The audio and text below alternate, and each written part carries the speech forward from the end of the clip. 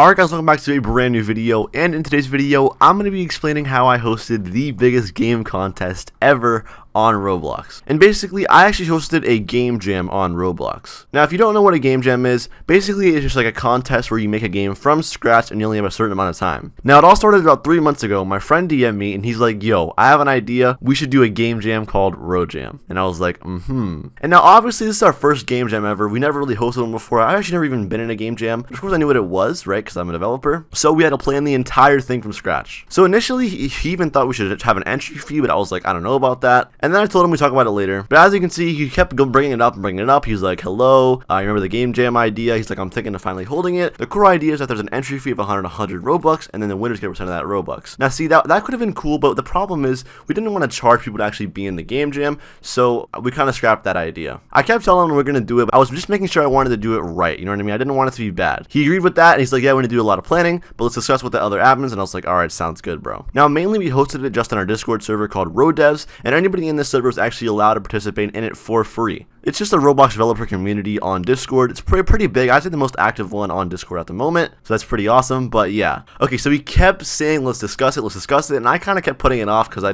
was interested, but I wasn't like a top priority at the time. And he's like, yes, he's like, hey, can we discuss the game? And then he DM'd me again the next day, and he was like, hey, can we discuss further, like, for the game jam? And I was like, yes, definitely. I'm going to bed right now, though, so we'll do it tomorrow. And then he's like, yes, we're doing it again. A week later, I never DM'd him, so he's like, hello, are you still here? Can we decide this stuff right now? And I'm like, he's like, I'm going to sleep in a minute, and I'm like, we'll discuss when I wake up tomorrow, I promise. And then he finally DMs me again. He's like, hey, can we decide stuff? And I'm like, yes, go to the group chat. Now, this is when it got serious. At this point, we started thinking of a theme for the game jam. We wanted to think, okay, what are they actually going to make? Because obviously, we can't just do any game because people could submit previous games. Okay, so at this point, it got pretty serious. He actually wrote the first rough draft of the announcement, as you can see. We started thinking of the theme too, but we couldn't think of that yet. And then also, we thought of the prizes. The first place would be 150 USD, second place would be 100 USD, and the third place would be 50 USD. So not too bad. Grand prize of 150 USD if you got first place. And also, there's going to be a max limit of 2 people per team. Now, after countless talking about themes and all that stuff and going back and forth with the announcements,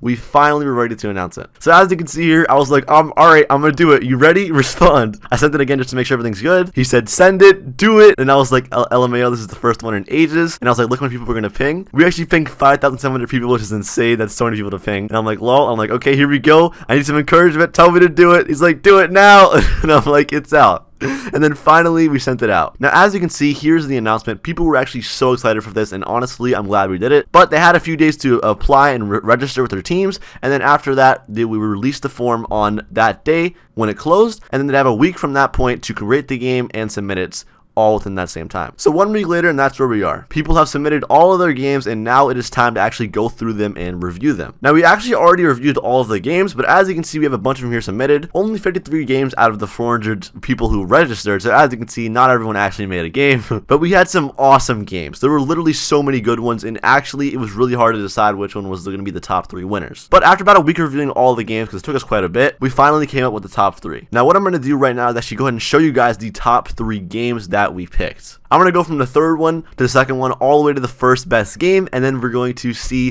what the best game for the game contest was. I'm super excited to show you guys that game. It was honestly pretty sick. Alright, let's go and get started with the first one. Alright, so as you can see, coming in third place was this game right here called Terraphobia. Now, as you can see here, let's go ahead and play it. It was kind of a horror game, honestly, and actually, it was actually super scary. Like, it was probably the best horror game, like, at least submitted. There were several other ones, but this was the best one for sure. I honestly really like the building on this one. That's why it was so good. But yeah, anyways. Alright, let's go and get started with this, though. Alright, so as you can see, we're in Terraphobia right here. You have to hit play or tutorial. I'm not going to do tutorial. Tutorial's for losers, okay? So let's go ahead and hit play. And as you can see, we are in the game. It's like, it's dark in this place. And dude, the map, honestly, I love it so much. Like, it looks so cool. They did a good job with the lighting and everything. It honestly looks sick. Alright, but as you can see, it says I should take the candle on the desk. Okay, alright, good choice. Thank you for telling me.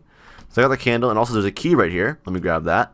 It doesn't exactly tell you what to do, but if you press J, it'll actually open up a journal, where as you can see here, it tells you what to do. Current objective: find items around the map that may help you from escape from this house. Also, try not to get caught. Okay, and as you can see, there's a little backstory here. It's kind of scary. I'm not going to read it, but you can read it if you want. I'll play the game later if you want. Alright, but anyways, you open the door right here, and as you can see, it is dark, and it's already scary, dude. Okay, there are jump scares in this game, by the way. It honestly scared the heck out of me, but you gotta go through and you gotta find the keys. Okay, let me see if I can open this door. Okay, that one's locked, as you can see. But you just keep walking through and you find something. Oh, whoa, whoa, oh my gosh. Okay, you see what I mean? Look, it even says, what was that just now? Okay, it is kind of scary, honestly. But I don't know what that was. It was kind of weird because it just went away. But the key right here is right there, as you can see. It literally says, I need to get out of this place fast. There should be items around to help escape. But essentially, you have to find all the keys and escape. Now, I'm not going to play the entire game because I don't want to ruin it and spoil it for you guys. But if you want to play it, the link will be in the description below. All the games will. Okay, now the second game was Crazy Crusher. Now, by the way, guys, remember the theme was survival, so it was kind of vague, but I would consider that horror game a survival. I'll also consider this one a survival. You'll see what I mean in a second, though. So basically, as long as you can say the game relates to survival in one way or another, then you're fine. Okay, but anyways, this game was called Crazy Crusher. Now, I actually like this one a lot. As you can see, it's more of like a mini game type game. It's a lot like more free roam. But as you can see, you got leaderboards right here, and you got like a little obby in the waiting area. But as you can see, right in the game. Okay, now what happens is there's a little plate that comes and crushes you. So as you can see, you got to go fast. Okay, you got to get all the way to the bottom essentially before that plate actually comes and kills you. And oh no, no, I'm gonna die. No, please. Oh, okay, I'm good. Okay, I might actually win this. Okay, come on. Okay, this guy knows exactly where to go. I think he's like a cheater. Oh, come on, no. Okay, but as you can see, I just lost the game and he actually won. It says it up there. But yeah, honestly, like how that works. It's actually pretty cool. And I would consider it survival because obviously, you know what I mean? It is a survival game. You have to survive the plates. But yeah, it's a cool idea. And it reminds you of like a popular game. You know what I mean? It has the Twitter codes. It has like settings. You can turn off the music and on and off, which is actually nice. I like that a lot. There's even a shop right here. They actually didn't finish the shop, but you know what I mean? It still looks pretty cool. But yeah, that's pretty much this game. Kind of simple to see, but it is pretty cool. There's a bunch of different maps that you can play with. So yeah. But anyways, that's pretty much this game. I'm going to go and die. No. Okay, but yeah. Alright, now let's go and go to the first place game. Alright, now first place goes to this game right here called Rovid. Now, I know it's kind of a bad name, okay? It's kind of a bad name because, you know, there's something going on right now in the world, but it's fine. It's still pretty fun. So let me go ahead and show you what I mean by this, though. So I think you go ahead and hit play, and it's kind of like a story game, but you have to survive and find a cure for this virus. Now, it's honestly really cool. I like it a lot. So as you can see, you actually spawn in right here, and it's me like making a little graffiti, and it's like Rovid. I like the animation, man. It just looks really clean. But yeah, then you go ahead and start, and it puts you into the game. Now it has a cool little cutscene right here, and honestly, I don't know why, but just the way they made this out of everybody else's, it was just so like smooth and clean. I liked it a lot. Now as you can see, it even has a little graveyard right here. It says people's names: Diego, Kobe, Jared, rest in peace, Jared. Oh, okay, and then as you can see here, it's even showing you the Robloxia Health Organization Center, so that's pretty cool too. And then as you can see, we're in some kind of room right now. There's a radio. A pair of incidents they recently discovered flu, Rovid, has hit many countries, and majority of the world is currently under lockdown. Scientists are doing the best they can to find a cure as soon as possible. May everything go well for us. Okay, but as you can see, after that cutscene, it finally puts you in the game, and it says right here that you guys aren't the best, but it says days 3, infected 10. Now, first things first, you have to actually access the computer. So you can find the computer, you hit turn on, and then you have to type in the password. So you have to find this password of no beer McClaritate, okay? And it tells you a hint, but that still doesn't really tell you enough. So you can go ahead and exit. And you can look around, as you can see here, there's a grab. So you grab this note, it's like a little picture, right? It's like 2 friends. And then you can flip the note, and it says, this is a picture of me, my one and only best friend, Nubicorn. The image is taken of us at the local amusement park on the 30th of September, 2020. It basically just says we hung on a lot before the virus, but now it's too late to tell her how she really feels. It says, if you find this letter, I'm probably gone already. Please do me one favor and bring this to her. She works at Bakey's Cake on Owens Bay Street. Thank you, sincerely, No Beer. As you can see, it tells you a little hint right there. That's her actual name, Nubicorn. So you put that away, come back to the computer, and then it kind of gives you a hint. So you just type the password, Nubicorn, and then boom, loading. All right, now if you actually error, it'll say it like error. It's kind of cool. Correct password. All right, perfect. What it tells you is the cure for the disease, medicine ingredients. The person who reads this is our last chance. You have to find the chemicals above to create the medicine. So then you know that, you exit out of here, and then you got to go ahead and find the ingredients for this. Yes, so you have H2O, or tap water, I think, and then you got that thing. So you have to find penicillin and H2O.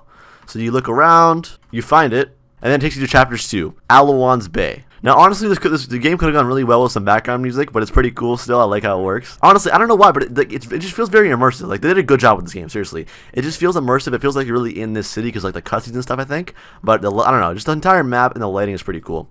I like the cutscenes, I really do. Now it tells you the objective right here. It says check the computer for new ingredients. So you go all the way back to the computer, type in your password again, and then you basically have to find the ingredients for the vaccine. Now you go ahead and know that. You exit computer, and it tells you up there. So you have to look around once again to find all the ingredients for the vaccine. And now actually, you realize after a while that they're not actually in here, so you can hit this fast travel button, and it pops up a little map. Now, as you can see, this is actually where the ingredients are. So we can go to Alowin's Bay, we can go to New Hampshire City, we can go to RHO. I'm pretty sure right now we're in the RHO, so we're going to go ahead and go to Alowin's Bay. Now to go and teleport us. And as you can see, we're in this new city right here looking for ingredients. And you can literally enter every single building. As you can see, they're all interactive. So you go in the building, and you got to talk to this guy. But yeah, eventually you find the cure, and I don't know, I'm not going to ruin the game for you guys if you want to play it, but it's actually so cool. I really like how it laid out. Honestly, congratulations to this guy. He made a really good immersive game. So yeah, that is the #1 game. Now, there were some honorable mentions, as you can see here. We got Doomsday, Rogue Comet, and then Strive for Your Life. They were pretty cool games. There was like a Hunger Games type game, a little Doomsday game, and then there was like a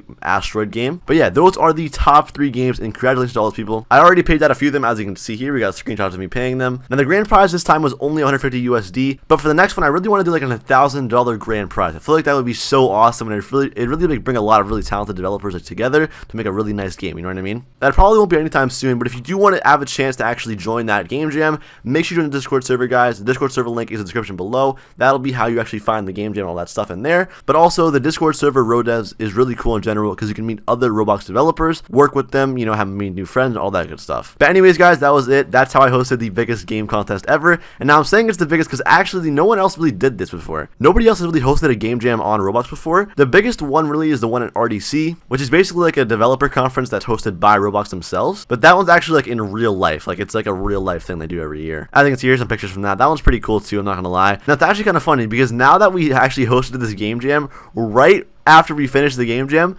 on the dev forum, they actually posted one of like the Roblox, you know, employees actually are starting a game jam, which is kind of weird. But their grand prize is only like a monitor, so it's kind of weird. But you know what? We're gonna one up that next time we do a game jam. We're gonna do a $1,000 game prize. It's gonna be so sick. But anyways, guys, that is the end of the video. I hope you guys did enjoy it. That's how I hosted the biggest game jam ever on Roblox. Be sure to leave a like if you enjoyed the video. Also subscribe if you want more videos coming soon. The 100K special is coming very soon, guys. Thanks so much for that again. Use code TAP whenever you buy Robux, and I'll see you guys in the next one. Peace.